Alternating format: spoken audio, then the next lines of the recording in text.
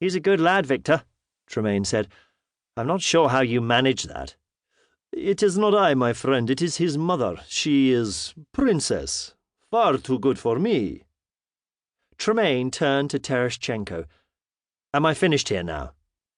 You have done well, Charles. You are the only one I would trust to watch my son, you know. We have understanding, you and I. Tremayne surveyed the man in front of him.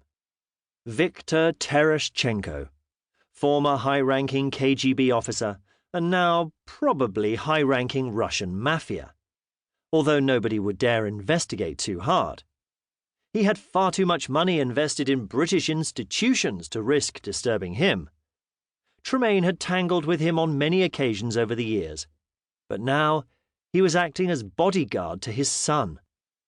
The world had gone mad.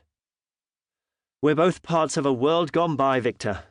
So I guess that makes us the same in some ways. But you still have your world, my friend, your MI6 office and your secretaries and your cars. My world changed the day they took the wall down. I had to find new ways. I had to start with only these hands again. He held his hands up for emphasis. Tremayne had a grudging respect for Tereshchenko. He'd managed to escape just before the Kremlin erupted into chaos, and somehow emerged a few years later as a highly respected figure in the business world. It's certainly a funny world, Victor. By all that's right, you should be banged up somewhere and I should be living the high life. You come work for me, Charles. I look after you. Tereshchenko smiled and patted Tremayne on the shoulder. Have good position, lots of secretaries. Tempting, Victor, very tempting. I might just call you on that one day. Tremayne hailed a taxi and slid into the comfortable seat in the back. Where to, Gov? The driver asked. Hyde Park. He felt like a stroll before returning to his flat for supper. He pulled out his phone and keyed in the speed dial for the office. It was answered at the first ring. Hello, Charles. Problem? Elaine asked. No, Tereshchenko came back early, so the job's finished. That's good. Gemini wants you in here straight away, then. What's that about? He won't tell me. Just asked me to get you back here as soon as.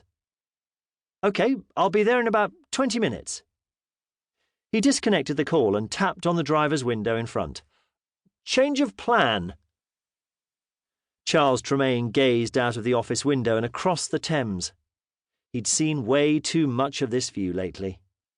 Although he liked London as a place to which to come home, he preferred to be on the move.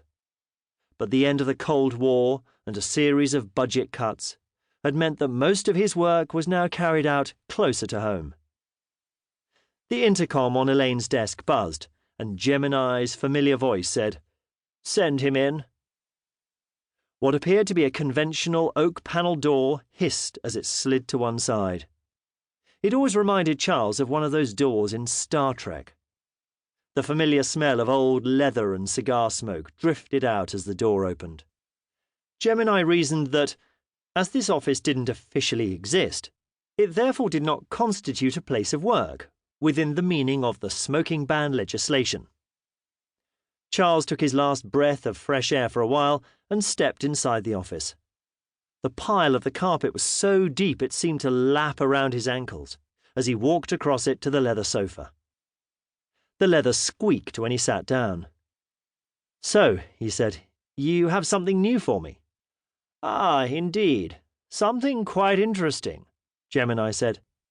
He pushed a pink folder across the over-polished mahogany desk. "You said that about the Chinese diplomat's wife I was sent to guard." "Yes, sorry about that one, Charles. But how was I to know she was a kleptomaniac? Well, you might have spotted something was wrong when she stole your ashtray. Have the police let her go yet?" "Yes, the manager of the sex shop is still trying to press charges, but diplomatic immunity prevails. Whiskey?" Gemini poured 2 glasses without waiting for a response from Tremayne. "So what's this, then?" Charles picked up the file. Some Arab diplomat looking to us to bail him out again after a night of debauchery? "No, this is altogether more interesting. It seems that the Foreign Office has..."